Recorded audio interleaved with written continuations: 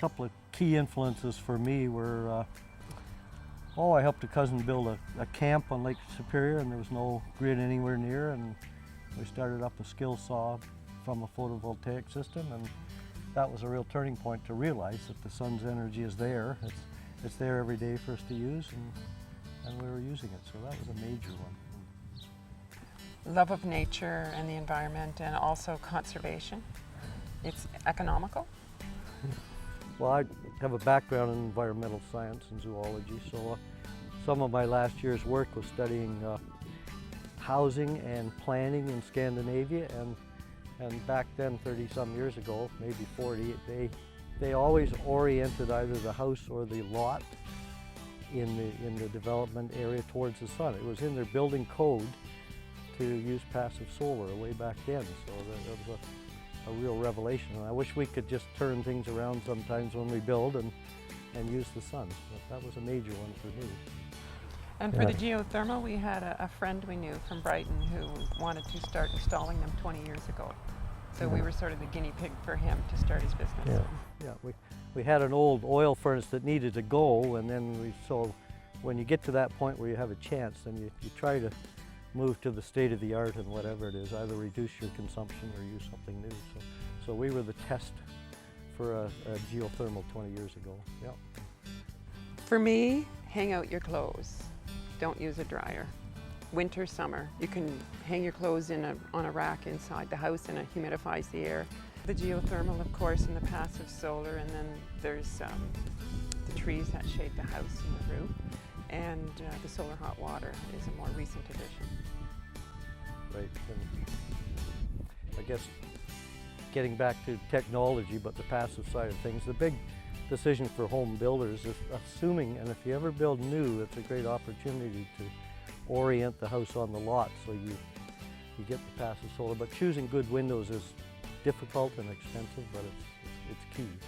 So that's where money should go. And then we're at a high level of insulation and vapor barrier. I guess I'm the one that ends up with on the building side of things. But and I would suggest from experience that it costs no more to build a planned, well-planned house and end up with a great product than it does to not plan and end up with a problem house.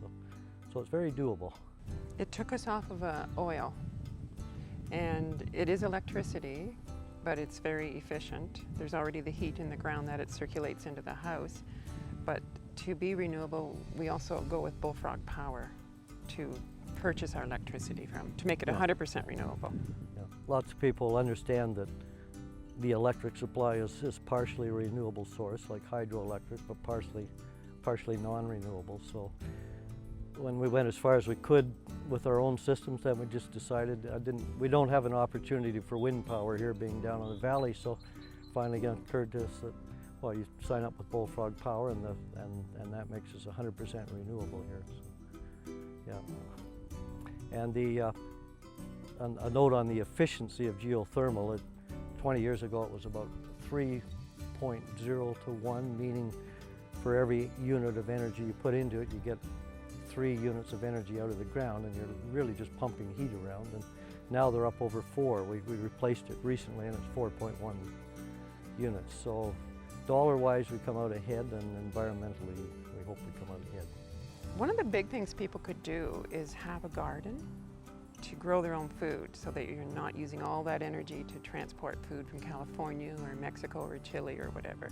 So, and we have a couple of gardens here. A lot of work, but it's well worth it. You know where the produce comes from. So I'd start with a garden. And Don will talk to you about the house. I guess. Yeah, no, that's a very key point. The agriculture as it stands now is very energy intensive, and a large part of that is bringing produce in from Chile or California or wherever. And in Prince Edward County, we've been very fortunate. The locally grown food to be used when possible, it's really taken off. So, in terms of the house, the green homes, you get your background from text or the internet or wherever, but when you go around and on tour, like the Greens Home tour, seeing simplifies everything. and then you get to talk to an owner who's been through quite a bit. So when I try to describe the solar hot water system to various people, well, you get a little bit of it explained, but when they see it sitting there humming away, and they look at a couple of pipes and realize what's going where, and a couple of thermostats thrown in, and a little pump, it's only 20 watts to pump it, then they really understand it. So by all means, go to the Loyalist Symposium and other symposiums and green home tours. They're great. Yeah, just see what's out there.